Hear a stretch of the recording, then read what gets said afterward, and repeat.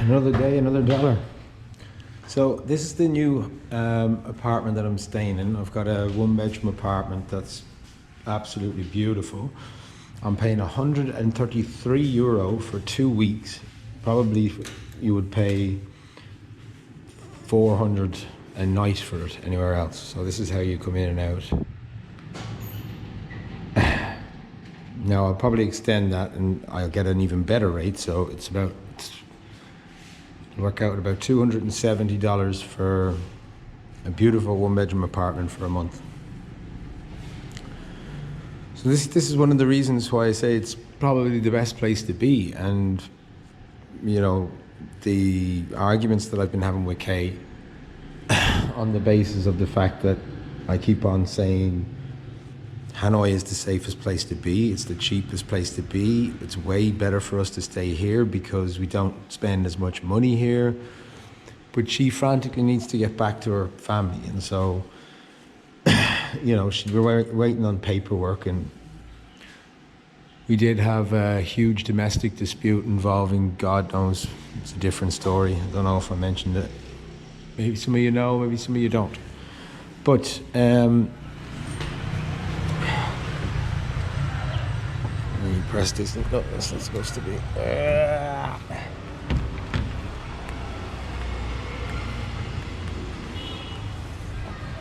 See, it's hard to fucking figure out down. Right. So here we are outside. My motorbike broke down yesterday.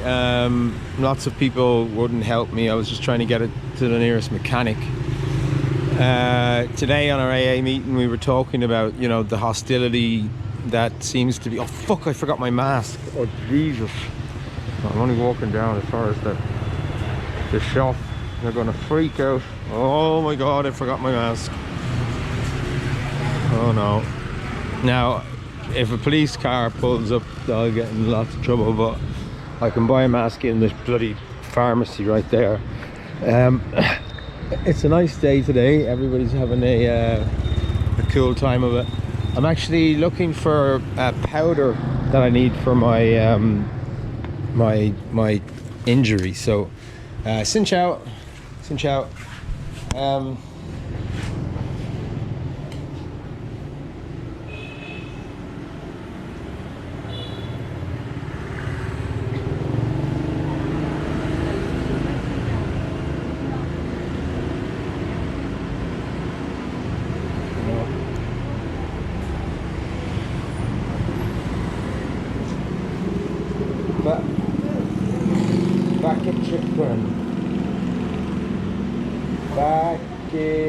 Chicken.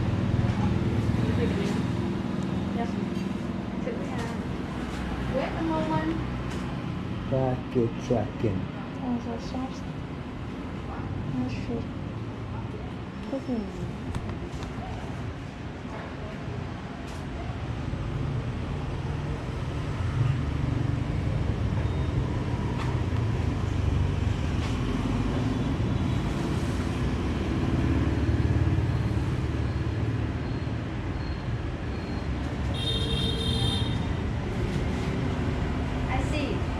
Yeah? I see. Yeah.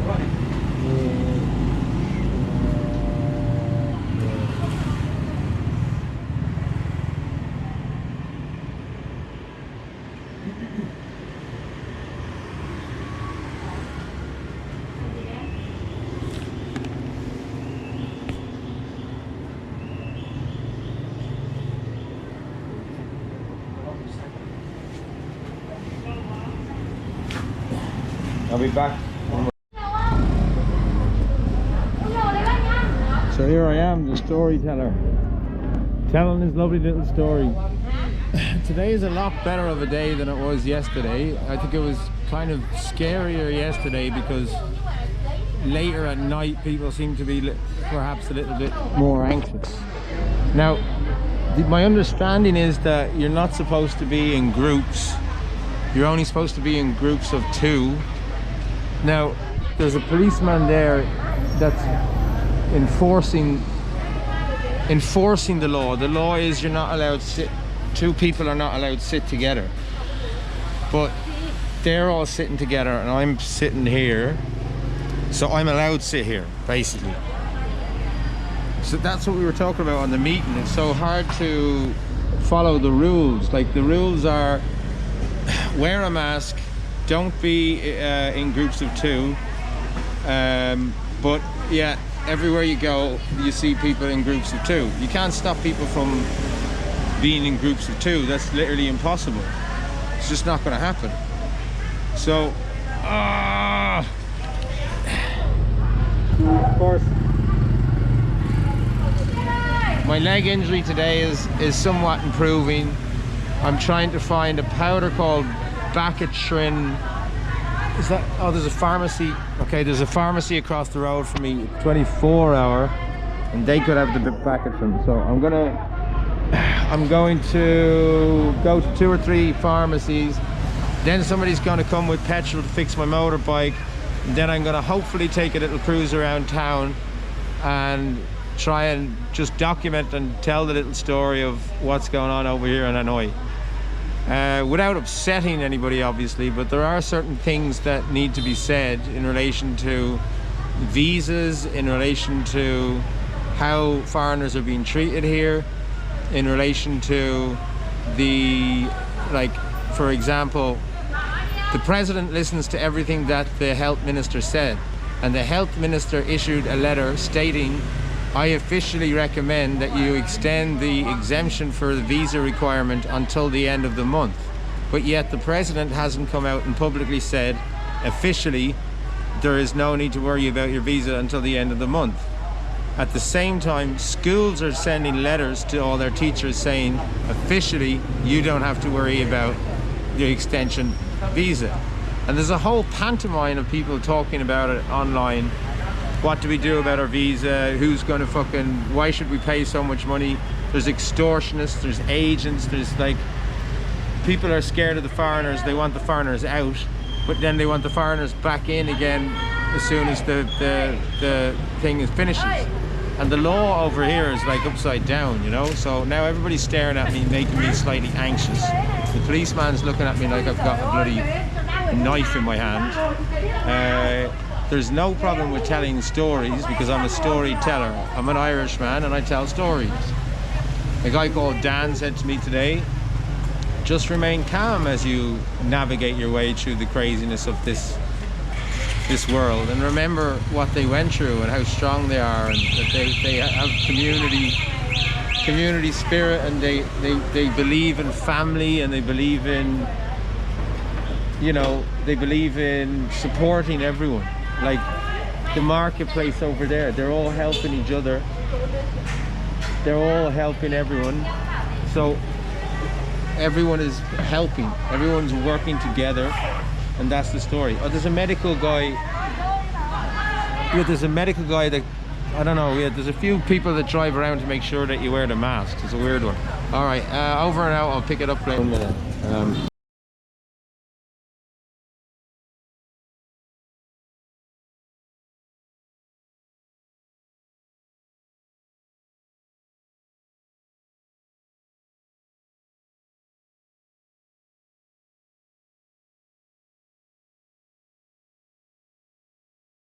Like, here's another one of those real busy streets, you know, where there's like loads of shit going on, crazy stuff going on over here. What are they doing? Fixing a pothole, man. That's what they're doing, fixing a pothole. Xin Lao. They don't say hello. Xin Lao. No, well, she nodded her head. Selling some fruit and eggs. We've got tomatoes over there.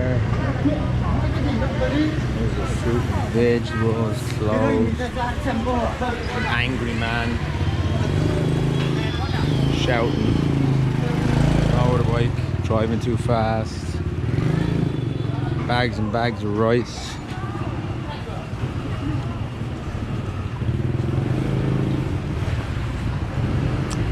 You know, it's an interesting enough place to come, you know. Hey, angry man! I was told that if I don't wear my mask, oh, here's the fuckers with the here's the mask police. We're back on properly. hide my GoPro a little bit. That's what I was looking for. Bloody fucking farmers. Cinch out.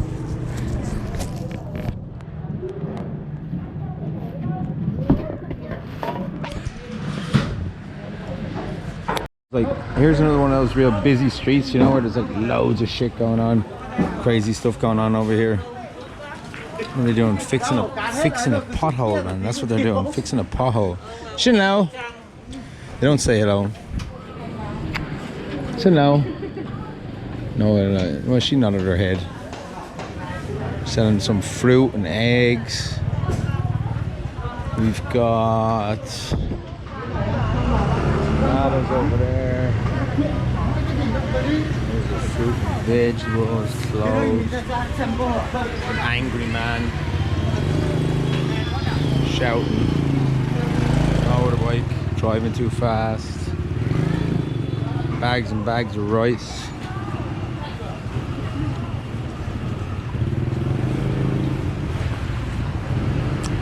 You know, it's an interesting enough place to come, you know.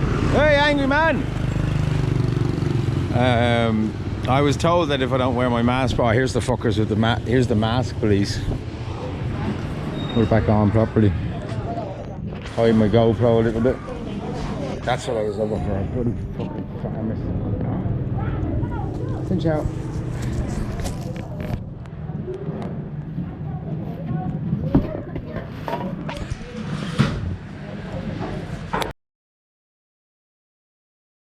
Like, here's another one of those real busy streets, you know, where there's like loads of shit going on, crazy stuff going on over here. What are they doing? Fixing a pothole, man. That's what they're doing. Fixing a pothole.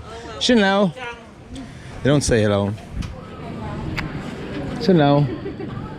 No, well, she nodded her head. Selling some fruit and eggs. We've got tomatoes over there. There's the fruit and vegetables, clothes. An angry man shouting. Motorbike, driving too fast. Bags and bags of rice.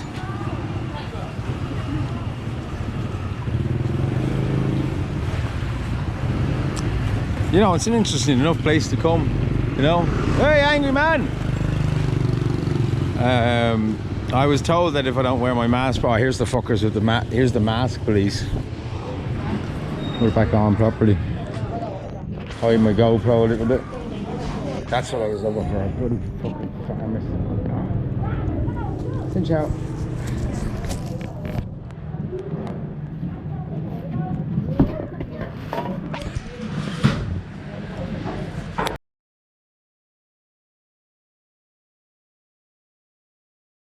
So I just found this place like right across from my hotel. How bloody amazing is this? Look at this shit. Rocks all up there. Flags. Cinch out. Huh?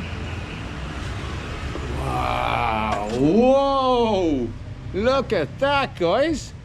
What type of serenity is this? Gee, ha! Man, this is like the exact thing that that Dan was talking about at the meeting this morning. Like, find the place of serenity and stay calm. And like, I'm beginning to think that my higher power has suddenly arrived. He's like, now I've gone on to step 2. I'm on step 2. Okay, in fairness, I did have a drink, but I found my higher power. I do believe that there's some type of uncanny circumstance that, like, right across from my hotel is this beautifully wicked, fucking amazing. Hold on, I'll see if I can go right. I know that you have to take your shoes off. Holy Jesus Christ. Whoa. This is gonna be a good video, guys. Whoa. Look at that. Look at that.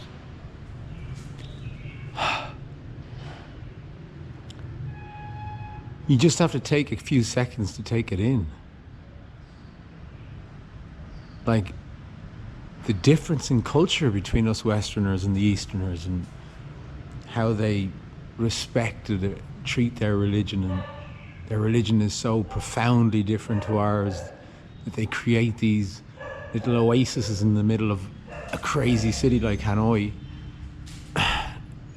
Each statue representing something that's, you know, 1,000 different types of things. You could say a million things about this guy. Most probably he represents a warrior of some sort. And then you got these guys over here. And look at the expressions on their faces. They're wise. And then you have the women over here. She's sad. She's like semi-sad. He's probably wise. Right? And then you go back over the other side and you see even more stuff that's like, okay, there's another warrior. There's a guy saying, peace. Peace, brother. Semi-happy, miserable, thinking about something, miserable, thinking about something. And there is my favorite. I collect laughing Buddhas. My dad loved laughing Buddhas. So how can it be that right across the road from me is this place of beauty, like the perfect representation of what a cosmic force or being can be? It's just bizarre, you know, that life ends up being this like weird thing where you end up, you get signs, you get little messages that are sent to you from the higher power, be it God or be it whatever, a cosmic force of some sort. And this represents the fact that the Easterners have so much more of a grasp on what religion is and how important it is, and the history of it, and Buddhism and their religious beliefs are so more effective. And look, you know, here's a little thing where you put money, you know, I mean, you could probably snort lines off of that table, but you know, look at them over there, they're just picking flowers and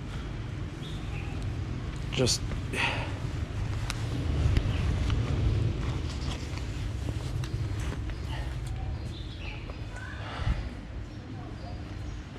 these, I imagine, are people who died during the war.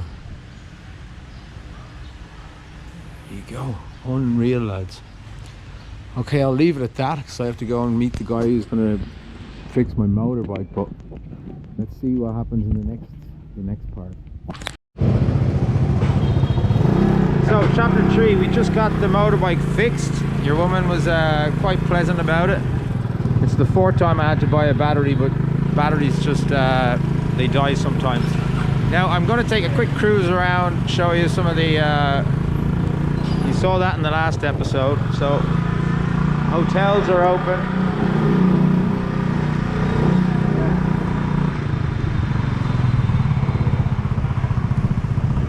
Now I don't have my phone with me, so I don't want to get lost. I'm not going to go far. So this is it. I've said it in previous ones. Safest place to be in the world. Beautiful apartment for €133 for 2 weeks, paid with Bitcoin. Leg is relatively okay. You know, I'm all over it. I'm taking the strongest antibiotic you could take, zinc tablets and all of that jazz. And we're just out for a very, very brief cruise to see how the scenario is and what people are doing. My hotel is 8 minutes from Wong Kiem Lake, which is the tourist center. I'm not going to go that far. I'm just going to take a quick little spin and then turn back around, right?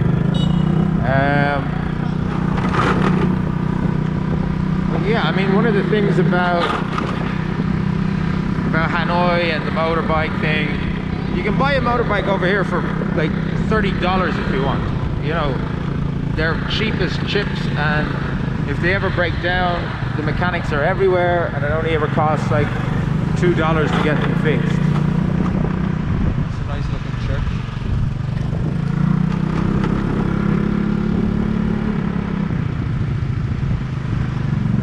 I am actually going to go back now because I do tend to get lost quite easily. So it is 10 minutes past 6 at the moment.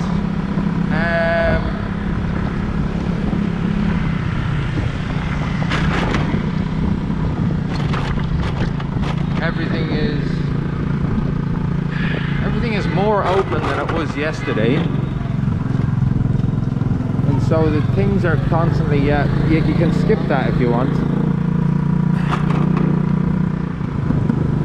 See, I'm not wearing a helmet, but like he's not wearing a helmet either. Helmets are optional. Everything is optional.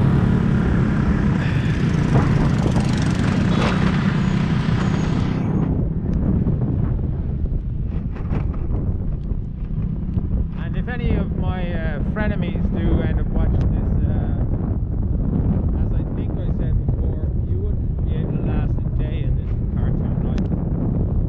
And people who are concerned about me, you don't need to worry, because this is my subjective reality.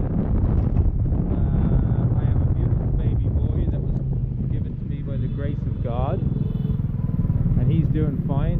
I just saw a video of him. His paperwork is in the Filipino embassy, but they're not going to open until the 10th. I think we have an appointment on the 10th to get the translation or something. So I don't know, maybe we might, Kay will be ready to travel. I don't know if I'm going to travel. I might stay here for a couple of months, because there's no point in going to the Philippines straight away if they are in a worse situation than we are. Now I'll take a quick little scout down through the market, just a quick run around, just to show you it with my leg. This is another marketplace, very similar to the ones that I showed you before. Just like a hive of activity, you know, everybody's fucking doing crazy stuff. She's washing dishes, she's selling lobsters, he's on a motorbike. You know, down here, we'll jump over that. She's selling chickens, she's selling some type of soup of some sort, flowers.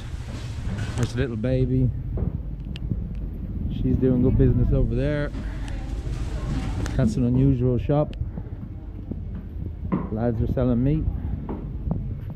Twice to go. More meat. Eggs. Potatoes.